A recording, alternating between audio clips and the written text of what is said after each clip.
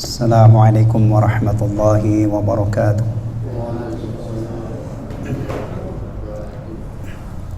Innal hamdalillah nahmaduhu wa nasta'inuhu wa nastaghfiruh wa na'udzu billahi min shururi anfusina wa min sayyiati a'malina. May yahdihillahu fala mudilla lahu wa may yudlil fala hadiya lahu. وأشهد أن لا إله إلا الله وحده لا شريك له وأشهد أن محمدا عبده ورسوله لا نبي بعده نشهد أنه أدى الأمانة وبلغ الرسالة ونصح الأمة وجاهد في الله حق جهاده لا يخاف لومة لائم حتى تركنا على المحجة البيضاء ليلها كنهارها لا يزيغ عنها إلا هالك اللهم فصل وسلم وبارك عليه وعلى آله وذرياته وصحابته ومن تبعهم بإحسان إلى يوم الدين أما بعد. Jamaah sekalian, ikhwatal iman rahimani wa rahimakumullah.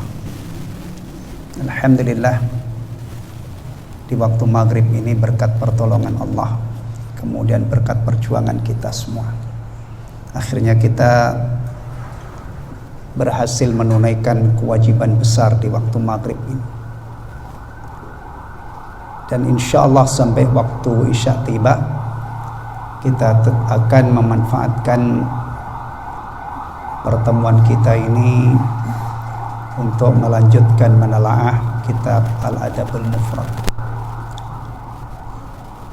InsyaAllah kita akan menelaah hadis-hadis Nabi Sallallahu Alaihi Wasallam dan athar para sahabat yang dihimpun oleh Imam Al-Bukhari rahimahullah dalam kitab Al-Adabul Mufrad. Berarti kita sekarang sedang belajar adab dan akhlak. Semoga usaha kita untuk memahami, mengkaji dan mempelajari kitab ini mendapatkan ridha Allah Subhanahu wa taala, dan kita dapat tambahan ilmu untuk menyempurnakan keislaman kita. Untuk menjadi muslim sejati, itu yang pertama adalah iman atau akidah kita harus akidah yang sahihah, akidah yang benar. Kemudian berikutnya ibadah kita. Yang ketiga akhlak dan adab. Jadi pelajaran kita ini tidak bisa dipisahkan dengan kajian-kajian akidah, ibadah. Biasanya ibadah itu pembahasannya adalah fikih ya. Semoga makin hari makin tua umur kita ini ya, Islam kita itu makin baik, makin sempurna, sampai akhirnya mudah-mudahan kita bisa memenuhi wasiat Allah kepada hamba-hambanya yang beriman. Apa itu? Ya ayyuhalladzina amanu taqullaha haqqa tuqatih wa la tamutunna illa wa antum muslimun. Wahai orang-orang yang beriman, bertakwalah kepada Allah dengan sebenar-benar takwa, dan janganlah kamu sekali-kali mati kecuali dalam keadaan muslim. Baik, terakhir kita sudah sampai hadis nomor 163. Ini hadis-hadis berkaitan dengan khadim, dengan pelayan, yang di masa Nabi Sallallahu Alaihi Wasallam pelayan itu bisa saja hamba sahaya ya. Sekarang tidak ada ya pelayan yang statusnya hamba sahaya, semuanya adalah orang merdeka. Baik, kita lanjutkan dari hadis nomor 164. Ini kita loncat-loncat jemaah sekalian ya, kita pilih-pilih, tidak kita baca semuanya. Cuman ini hadis nomor 164 ini penting banget untuk kita kaji. An Anasin radhiyallahu anhu qal, dari Anas semoga Allah meridainya, beliau berkata, Qadiman Nabiyyu sallallahu alaihi wasallam al-Madinata. Nabi sallallahu alaihi wasallam datang ke Madinah. Tadinya beliau di Makkah. Nah, sekarang Nabi SAW sudah sampai di Madinah melalui peristiwa yang dikenal dengan Al-Hijrah. Ya, ini Nabi SAW sudah datang di Madinah. Walaysa lahu khadim, dan beliau SAW tidak memiliki khadim, tidak memiliki pelayan. Fa akhadha Abu Talhah biyadi, lalu Abu Talhah radhiyallahu an memegang tanganku. Fantalaqa bi, lalu beliau pergi bersamaku. Ini ceritanya ya. Nabi SAW sudah sampai di Madinah, beliau tidak memiliki khadim. Kemudian Abu Talhah radhiyallahu an memegang tangan Anas bin Malik radhiyallahu an. Ternyata Anas ini dibawa oleh Abu Talhah pergi menemui Rasulullah sallallahu alaihi wasallam.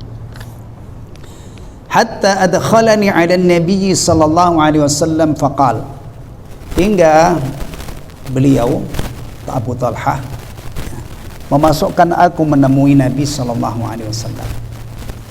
Faqala, lalu beliau berkata, ya Nabi Allah, wahai Nabiullah. Kadang-kadang sahabat itu kalau memanggil ya Nabi Allah, kadang-kadang ya Rasulullah, ya. Jadi tidak memanggil namanya, ya. Dan itu yang membimbing adalah Allah Tabaraka wa Ta'ala. Saking mulianya Rasulullah sallallahu alaihi wasallam, Allah tidak menghendaki sahabat-sahabat itu memanggil beliau seperti sallallahu alaihi wasallam seperti mereka memanggil sebagian mereka terhadap sebagian yang lain. Inna Anasan gulamun kayyisun labib, wahai Nabi Allah, Anas ini adalah bocah yang cerdas dan cekatan, atau cekatan dan cerdas. Ini cocok ya jadi khadim ya. Bocah, kalau ini masih bocah ya, remaja lah.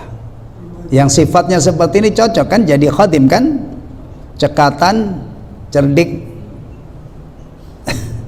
Kalau seandainya misalnya ini anaknya ini lemot istilahnya gitu, kemudian nggak cocok ya. Jadi Abu Talhah radhiyallahu an ketika memperkenalkan Anas kepada Rasulullah sallallahu alaihi wasallam, ini yang disebutkan sifatnya. Falyahdimka, maka hendaknya dia ini menjadi pelayan Anda, pelayan engkau wahai Nabi. Ternyata Nabi berkenan, ya, diterima ya tawaran dari Abu Talhah yang menawarkan Anas bin Malik radhiyallahu an untuk menjadi khadim Rasulullah. Rasulullah berkenan menerima. Maka Anas bercerita, qala, dia berkata, Anas bin Malik radhiyallahu an, fa khadamtuhu fis safari wal hadar, maka aku melayani beliau di saat safar, di saat bepergian jauh, dan saat menetap tinggal di tempat ya. Jadi bayangkan ya, Anas ini menjadi khadim Rasulullah SAW, melayani baik ketika Rasulullah SAW sedang safar itu berarti melakukan perjalanan jauh, atau sedang tinggal di tempat. Nah, ini pengalamannya dia. Hari ini ada orang menjadi pelayan, menjadi pembantu di rumah seseorang. Itu banyak yang membawa cerita yang mengenaskan. Ya, majikannya galak lah, upahnya nggak dibayar lah, babak belur disiksa, digebukin oleh majikannya. Tapi nih pengalaman Anas radhiyallahu anhu menjadi khadim Rasulullah sallallahu alaihi wasallam. Bayangkan ya, Rasul sallallahu alaihi wasallam itu orang yang dipuji oleh Allah Subhanahu wa taala dari sisi akhlaknya. Wa innaka la'ala khuluqin azim. Masya Allah. Ya, Rasulullah Muhammad sallallahu alaihi wasallam itu dipuji oleh Allah yang Maha Pengetahui. Ya, bahwa wa innaka la'ala khuluqin azim, sesungguhnya engkau wahai Rasul benar-benar memiliki budi pekerti yang agung. Ya, ini luar biasa. Atau kalau kita kembangkan dari sisi yang lain, Rasulullah itu Sayyidul Anbiya wal Mursalin, penghulu para nabi dan para rasul. Masya Allah, ya kan? Orang yang paling takut kepada Allah, orang yang paling bertakwa kepada Allah, orang yang paling sempurna ubudiyahnya kepada Allah.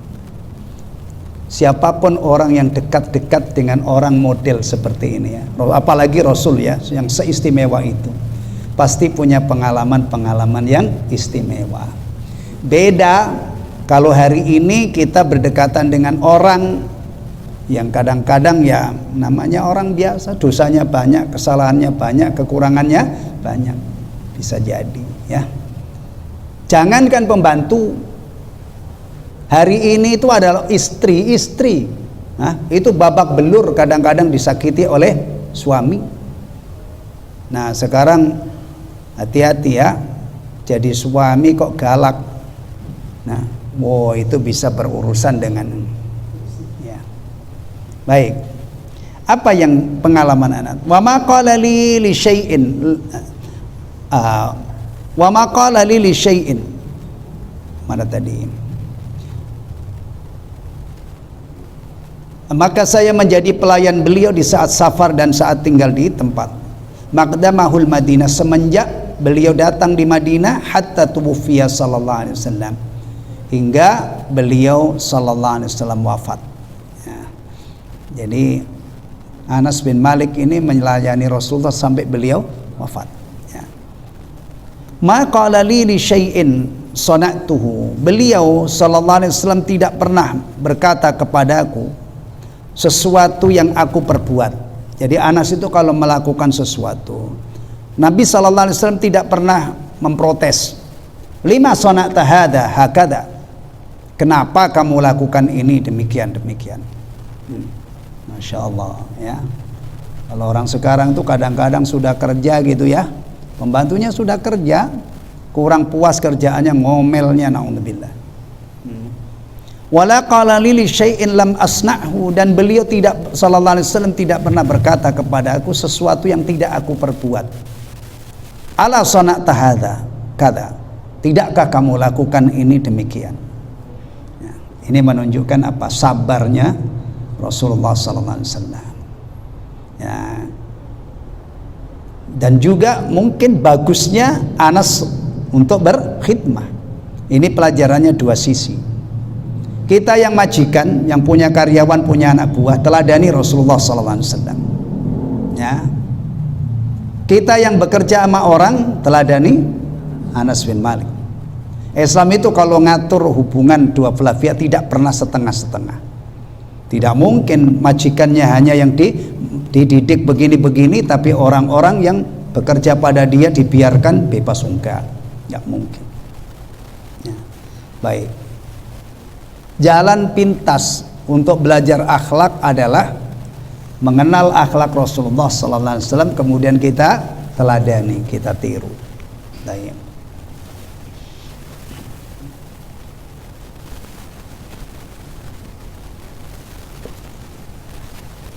Fikul hadis, kandungan hadis ini. Fihi bayanu kamali khuluqihi sallallahu alaihi wasallam. Hadis ini menjelaskan tentang kesempurnaan akhlak Rasulullah sallallahu alaihi wasallam. Perhatikan, kalau kha lam qaf ya dibaca khuluq, itu berarti akhlak ya. Kalau dibaca khalq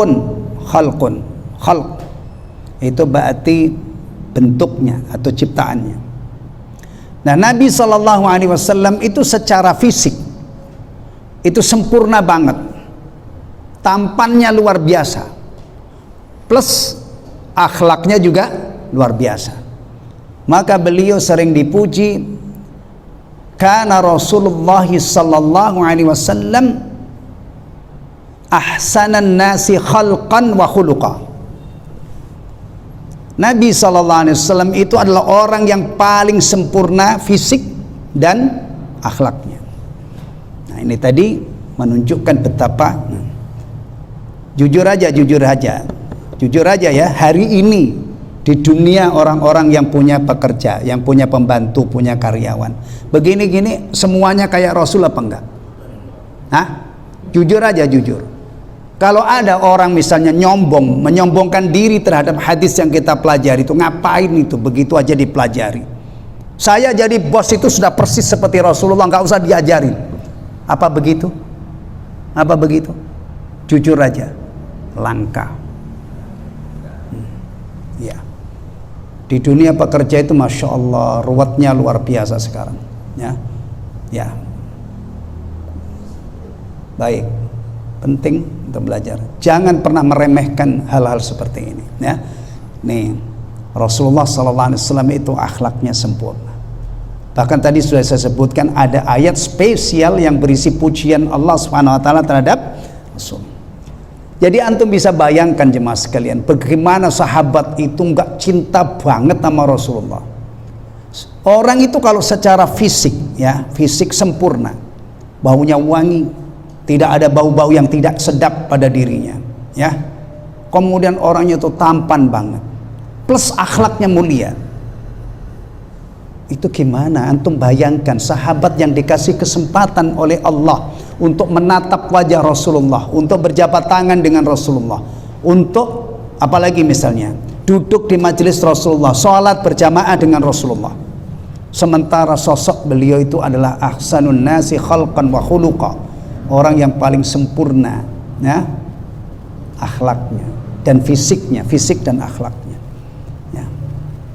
Rasulullah itu Masya Allah mukanya, wajahnya itu kalau lagi ceria itu seperti lempengan emas berkilauan. Nah, belum lagi orangnya itu Masya Allah open banget terhadap sahabat-sahabatnya, ya.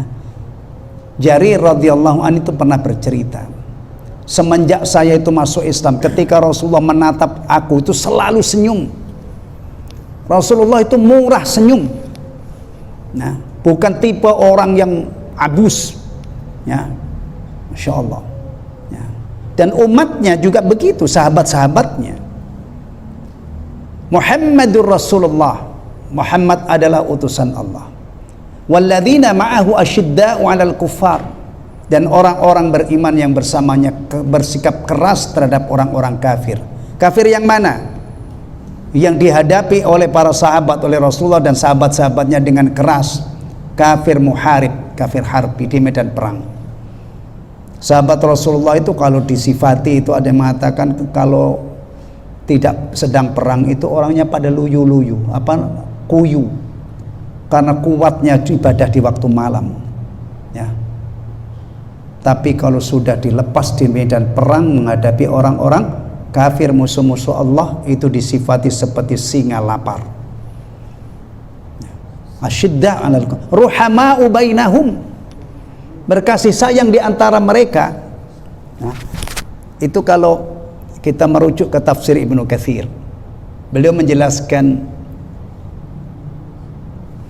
ruhama'u bainahum, saling berkasih sayang di antara mereka. Dahukan basyushan, Masya Allah, di antara mereka itu pada ramah, tawa senyum-senyum, ya, mukanya pada berseri-seri kalau ketemu di antara mereka. Nah, nih kadang-kadang ada orang Islam itu ikhwatal ketemu dengan saudaranya itu ngelirik aja enggak, memperhatikan aja enggak, boro-boro assalamualaikum, boro-boro ada mukalamah, percakapan yang bagus. Satu saat Utsman bin Affan radhiyallahu an itu sedang berteduh di bawah bangunan tinggi, ya, waktu-waktu itu ya mungkin rumah yang ada bangunan tinggi. Umar bin Khattab radhiyallahu an melewati beliau, nah, nyalamin, nggak dijawab. Akhirnya Umar curhat sama cerita kepada Abu Bakar radhiyallahu anhu. Saya tadi melewati Utsman, saya salami, kau nggak jawab ya, aneh ya.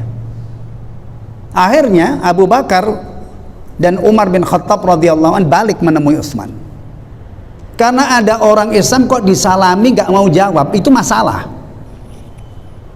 Orang Islam ketemu sama Muslim nggak salam itu juga masalah. dia dalam posisi memberi salam, dia menang, itu masalah. Apalagi kalau menangnya itu memang sedang bermusuhan. Orang Islam itu sama Muslim tidak boleh lebih dari 3 hari. Kalau bermusuhan itu dikasih tempo 3 hari damai. La yahillu li muslimin an yahjura akhahu fawqa thalathi layalin. Tidak halal bagi seorang muslim membuli, mendiamkan diri saudaranya lebih dari 3 hari. Masya Allah. Abu Bakar balik menemui Utsman. Abu Bakar menyatakan radhiyallahu anhum ajmain, tadi Umar melewati kamu, dia mengucapkan salam, kok kamu tidak jawab, kenapa? Utsman bin Affan mengatakan, demi Allah saya tidak ngeh, saya tidak sadar.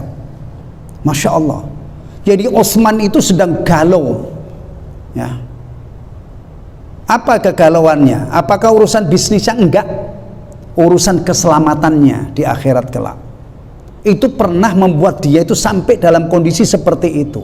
Disalami oleh Umar itu dia enggak ngeh. Saking fokusnya dicekam kekhawatiran tentang keselamatan di akhirat. Padahal Utsman bin Affan itu salah satu sahabat mubasysyar bil jannah. Ya kan? Akhirnya Utsman mengatakan, saya tidak tahu, tidak ngeh, atau bahasa kita tidak sadar kalau dia lewat dan menyalami saya. Kemudian Abu Bakar mengatakan, shadaqa Utsman. Benar Utsman ini. Abu Bakar tahu Utsman itu bukan pembohong. Kalau saya mungkin atau orang lain yang ngomong, kenapa kan tadi kamu disalami ini? Pura-pura kan? Nggak tahu saya. Padahal saya tahu misalnya. Utsman itu tidak mungkin dia bohong. Maka Abu Bakar mengatakan, shadaqa Utsman, benar Utsman. Tayyib. Kemudian, oh pasti kamu sedang gelisah. Iya. Apa yang membuat kamu gelisah? Rasulullah SAW wafat dan saya belum sempat bertanya tentang keselamatan. Lalu Abu Bakar mengatakan, saya sudah dikasih tahu oleh Rasulullah, saya sudah tanya. Akhirnya Utsman mengatakan, kamu memang berhak untuk mendapatkan itu. Tolong segera beritahukan ke saya. Akhirnya diberitahukanlah oleh Abu Bakar radhiyallahu anhu. Rasulullah bersabda, barang siapa yang menerima kalimat yang aku tawarkan kepada pamanku lalu dia menolaknya, maka dia selamat. Pamannya Abu Thalib ditawari oleh Rasulullah di saat kritis menjelang kematiannya untuk mengucapkan kalimat la ilaha illallah, menolak. Maka Rasulullah mengatakan, barang siapa yang menerima kalimat yang aku tawarkan kepada pamanku lalu dia menolak, maka dia selamat. Jadi kalau kita bicara keselamatan di akhirat itu pangkalnya yang paling pertama dan utama adalah tauhid. Keyakinan la ilaha illallah. Itu kalau tauhidnya seutuh, itu jaminannya masuk surga tanpa hisab. Kalau tauhidnya itu tinggal seberat darah, bisa menghalangi dia dari kekal di neraka. Itu hebatnya tauhid. Dah. Ya. Mari kita ikhwatal iman, ini kan masjid ikhwatal iman ya. Masjid itu harus menjadi percontohan untuk hal-hal seperti ini. Orang jamaah mondar-mandir ketemu di masjid itu, masya Allah, ketemu di luar sana di sini, assalamualaikum, assalamualaikum, jabat salam. Ngomong yang baik satu dengan yang lain, masya Allah. Itu kalau kita bisa mempraktekkan ini secara maksimal, insya Allah ngangenin. Pengen balik lagi. Iya. Ya. Antum misalnya ya, saya ambilkan contoh, ada warung makan. Warung makan itu resep banget, bagus, bersih. Masakannya enak. Nah, harganya juga mau murah. Ya wajar lah, jangan murah lah, kasihan yang ini. Masya Allah, pasti antum kalau makan itu sekali puas gitu ya, pengen balik lagi, pengen menjadi pelanggan. Bahkan cerita-cerita, kamu kalau pengen makan no, sono no. Itu kan, masjid itu mestinya pesonanya lebih daripada warung makan. Orangnya masya Allah ramah-ramah, kemudian masya Allah. Nah, orang itu kalau di masjid teduh, sejuk, gitu kan. Apalagi sudah full AC memang, masya Allah. Taib. Baik. Atau kalau jangan hanya di masjid ya, di rumah. Akhlak-akhlak begini nih bawa ke rumah sehingga rumah kita itu juga damai. Ya, taib. Ini menjelaskan, hadis ini menjelaskan kesempurnaan akhlak Rasulullah SAW dan pergaulannya yang bagus, kesantunannya dan kelapang dadaannya. Ya, tiru ya. Ya, mari kita belajar ketika kita punya pembantu, atau sebelum punya pembantu kemarin itu bab cucu ya, anak, tetangga, praktekkan di dalam rumah kita, hubungan dengan tetangga. Akhlak yang kita pelajari ini kita praktekkan ya. Istri-istri kita diajari apa oleh Rasulullah? Diajari untuk berbagi. Antum didik itu, istri-istri antum, modalin. Nih, ada duit lebih nih ya, kamu beli makanan, nanti masak bagi tetangga. Masya Allah, istri kita yang mempraktekkan, kita yang menmodali. Bagus. Taib.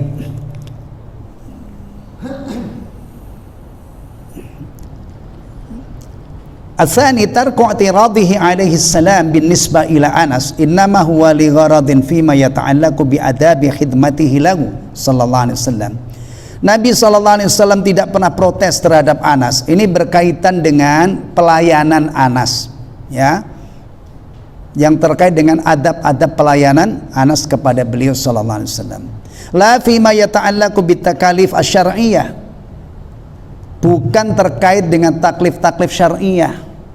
Kita misalnya begini, ini kalau ada pembantu ya, dia melayani kita, bikin mudah, jangan dipersulit ya. Kalau tidak tahu dibimbing, kalau dia melakukan kesalahan maafkan. Tapi kalau kaitannya dengan taklif, dengan hak Allah, dia tidak sholat misalnya, ya jangan dibiarin.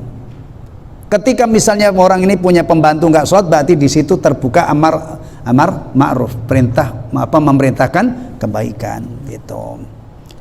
Baik, jadi ini kaitannya dengan pelayanannya. Itu Nabi SAW tidak pernah menegur ya, tidak pernah protes. Baik, berikutnya hadis nomor 171. Lompat-lompat gak apa-apa, ini isinya hampir sama semua. An Ibrahim At-Taimi an abihi, dari Ibrahim bin At-Taimi, dari Ibrahim At-Taimi dari bapaknya. Hadis nomor 171. An abihi, dari bapaknya, an Abi Mas'ud, dari Abu Mas'ud. Qala, beliau berkata, ini Abu Mas'ud ya, bukan Ibnu Mas'ud. Ini beda, Abu Mas'ud. Qala, beliau berkata, kuntu adribu gulaman li, saya memukul pembantuku. Memukul. Sekali lagi, pembantu itu pada waktu itu bisa saja hamba sahaya ya. Tapi kalau Anas itu bukan hamba sahaya, khatibnya Nabi SAW ya. Fasami'tu min khalfi sautan, lalu aku mendengar suara dari belakangku. Ketika dia mukul gulamnya ini, pembantunya, pelayannya, dia mendengar ada suara dari belakang. I'lam Aba Mas'ud, ketahuilah wahai Abu Mas'ud, lallahu aqdaru alaika minka alaih, sungguh Allah itu lebih mampu, lebih kuasa ya, bertindak kepadamu daripada kamu kepadanya. Ini fatal iman ya. Inilah istimewanya orang-orang yang dipilih oleh Allah, berkesempatan hidup bersama Rasulullah ya. Rasulullah itu telaten banget bimbing umatnya. Tidak mungkin beliau sallallahu alaihi wasallam ada sahabatnya melakukan hal yang tidak baik kemudian beliau diem. Nih, ada majikan mukul pembantunya, diingatkan oleh Rasulullah, Allah, sungguh Allah lebih kuasa kepadamu daripada kamu terhadap. Hati-hati. Faltafattu, lalu saya menoleh. Faidah huwa Rasulullah sallallahu alaihi wasallam. Ternyata beliau adalah Rasulullah sallallahu alaihi wasallam. Jadi orang yang mengingatkan itu adalah Rasulullah sallallahu alaihi wasallam. Ya. Baik. Faqultu ya Rasulullah, wahai Rasulullah, fahuwa hurrun liwajhillah, hamba sahaya saya ini saya merdekakan ikhlas karena Allah. karena dia terlanjur memukul, ya kan, menyesal, akhirnya hamba sahayanya dimerdekakan. Faqala, lalu Rasulullah sallallahu alaihi wasallam menyatakan, ama law lam taf'al lamasatkan nar. Ketahuilah kalau kamu tidak melakukannya, kamu tidak memerdekakannya, kamu akan disengat api neraka karena kamu telah berbuat zalim. Allahu Akbar. Beginilah sekali lagi Rasulullah sallallahu alaihi wasallam ya, menjaga sahabat-sahabatnya. Tidak mungkin Rasulullah melihat seorang sahabat melakukan hal yang baik kemudian diam. Ini beda dengan kita ini yang hilang. Hari ini tuh Masya Allah, kadang-kadang orang tuh banyak yang pinter-pinter, tapi coba bisa mirip dengan Rasulullah apa enggak? Rasulullah SAW satu saat melihat orang sholat, kemudian selesai sholat seorang sahabat itu menghampiri Rasulullah SAW,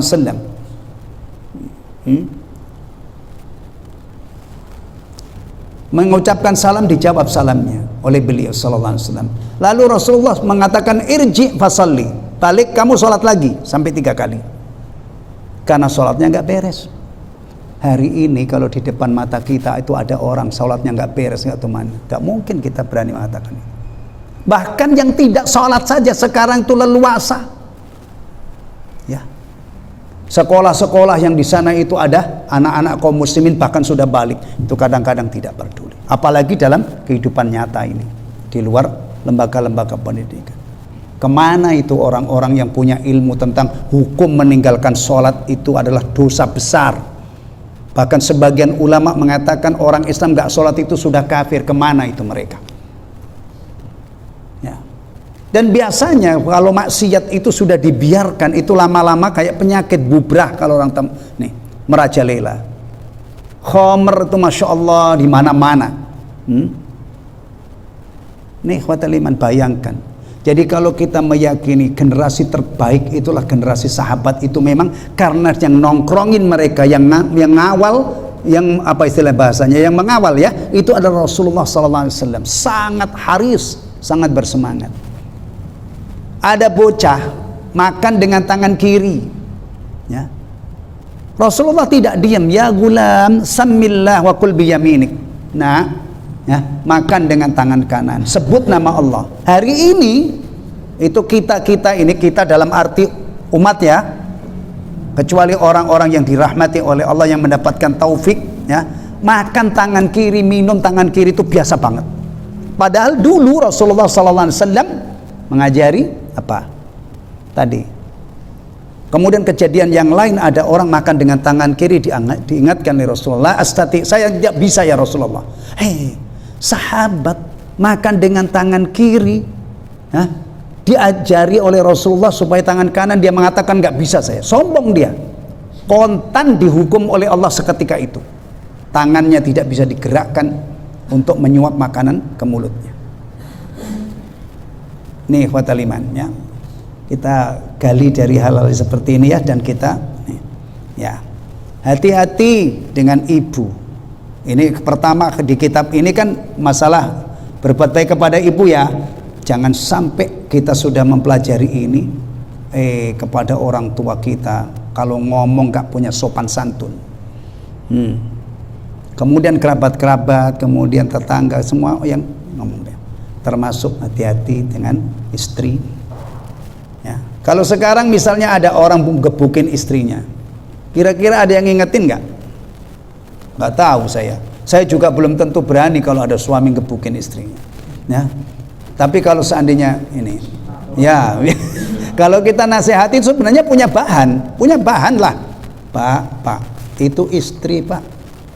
Allah amanatkan untuk diperlakukan dengan baik. Allah amanatkan supaya jenengan nafkahi, supaya jenengan bawa ke surga. Ya ayyuhalladzina amanu qu anfusakum, ya kan? Atau misalnya ada orang, kalau ini tadi kan apa namanya, pembantunya ya, hamba sahaya ya, atau mungkin kepada karyawannya dia dolim. Pak, hati-hati Pak. Bapak sekarang mukul dia, nanti ingat Bapak akan berdiri di hadapan Allah dan dihisab. Ya. Sebenarnya yang nasihati orang-orang bermasalah itu enggak kurang-kurang bahan. Ya. Bahkan tidak perlu ustadz, tidak perlu kiai besar. Orang Islam biasa, ada anak kurang ajar sama ibunya, masa nunggu ini panggilin Pak Ustadz nih biar dinasihati.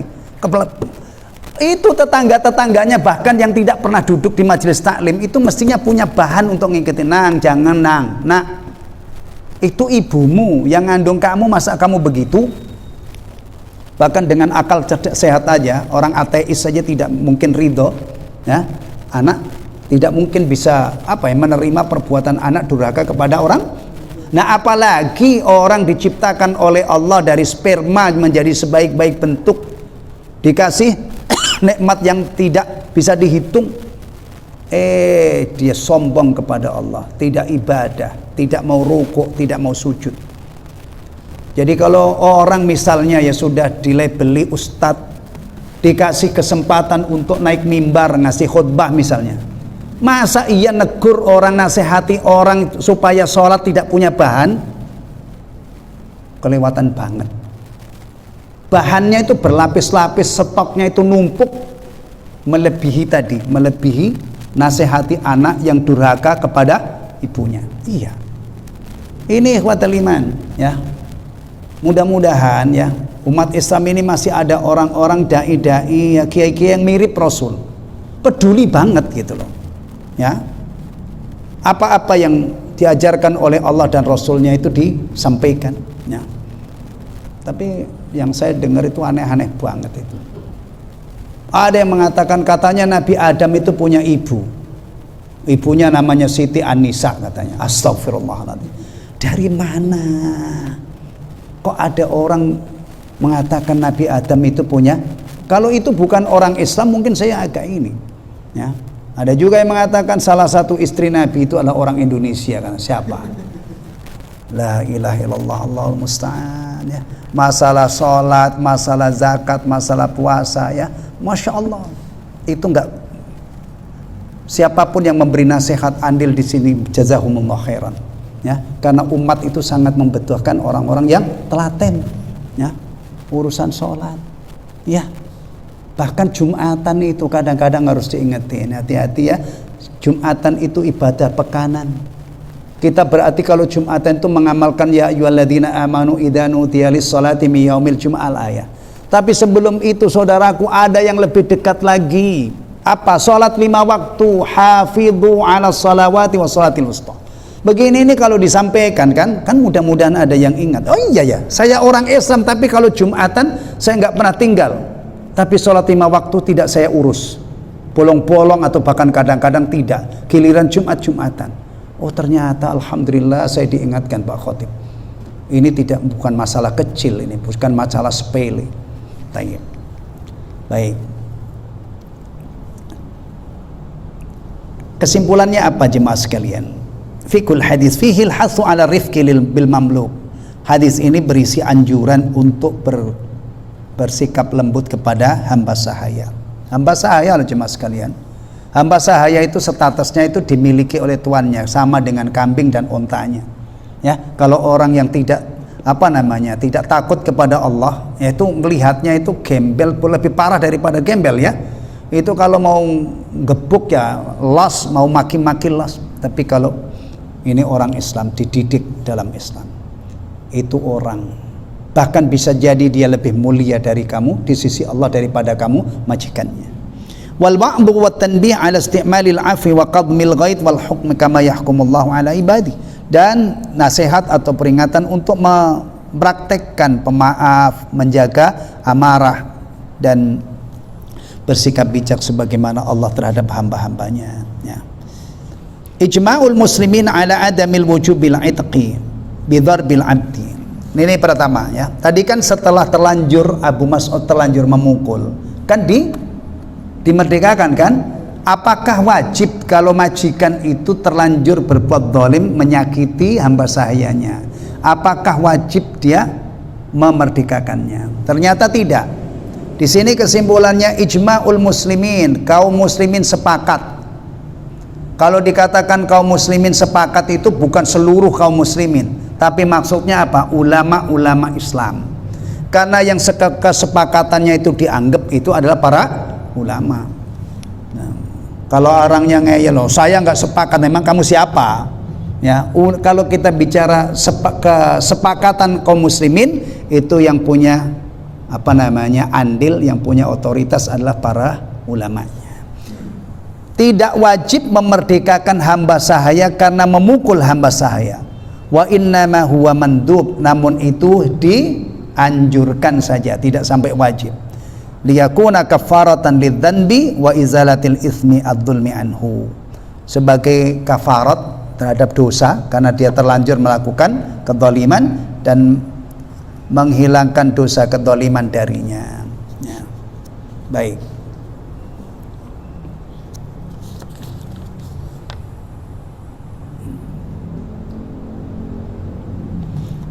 Ini banyak ya hadis-hadis yang semakna. Intinya kalau seorang majikan itu terlanjur memukul atau berbuat zalim, dianjurkan kafaratnya adalah memerdekakan. Tapi itu sifatnya anjuran, tidak sampai ilzam, tidak sampai suatu kewajiban. Baik.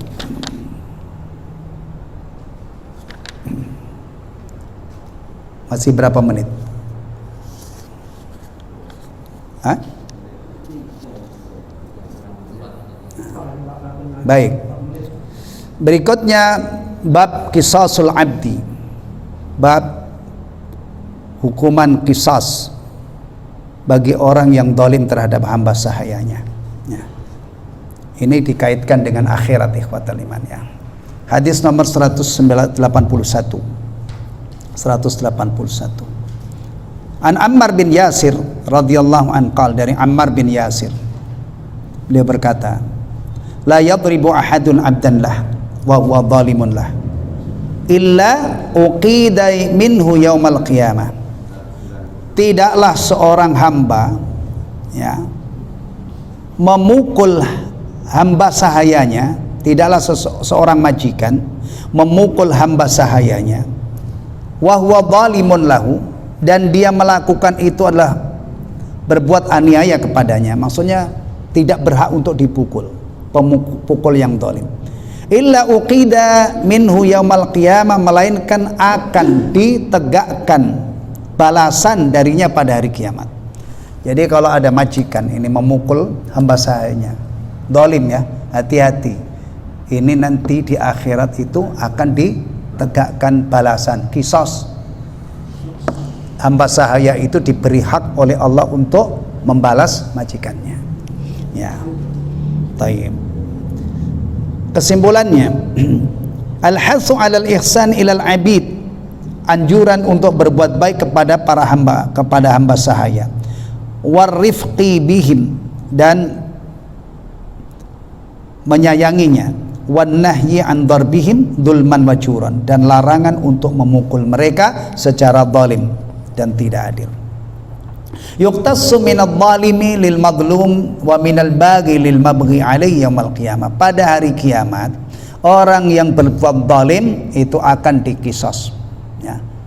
Jadi orang yang teraniaya diberi kesempatan untuk membalas ya.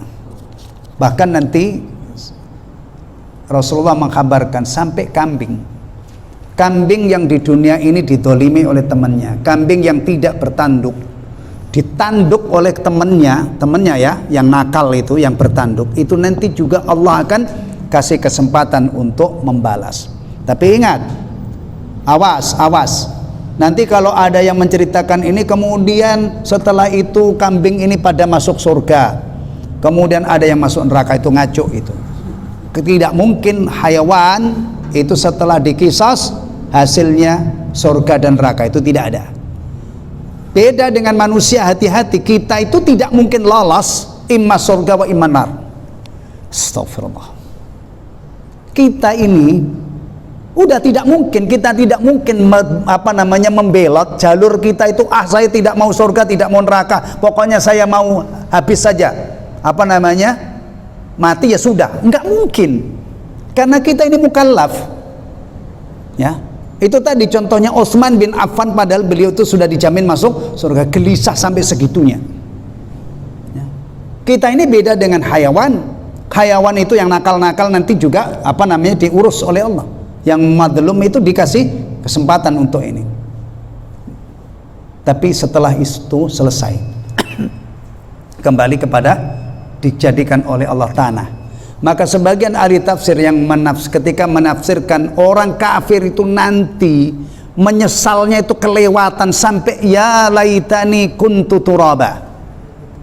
Alangkah baiknya kata duhai sekiranya saya itu jadi tanah saja. Itu sebagian ulama ahli tafsir mengatakan kapan orang kafir itu sampai segitunya dia menyesal, ketika melihat hewan-hewan setelah diadili oleh Allah dijadikan tanah. Dan itu nanti salah satunya ada di hadis nomor 183. Rasulullah mengatakan bahwa kambing yang tidak bertanduk, yang waktu di dunia itu ditanduk oleh temannya yang ini, ya, itu kambing loh, apalagi kita. Nah, pasti nanti kita berdiri di hadapan Allah, faman ya'mal mithqala dzarratin khairan yarah wa may ya'mal mithqala dzarratin syarran yarah. Siapkan jawaban ikhwatal iman. Semoga nanti hisab kita ringan dan akhirnya kita dimasukkan ke dalam surganya, dijauhkan dari nerakanya. Amin ya rabbal alamin. Subhanakallahumma wa bihamdika asyhadu an la ilaha illa anta astaghfiruka wa atubu ilaik. Assalamualaikum warahmatullahi wabarakatuh. Sudah sampai ini tadi ya, hadis nomor 181.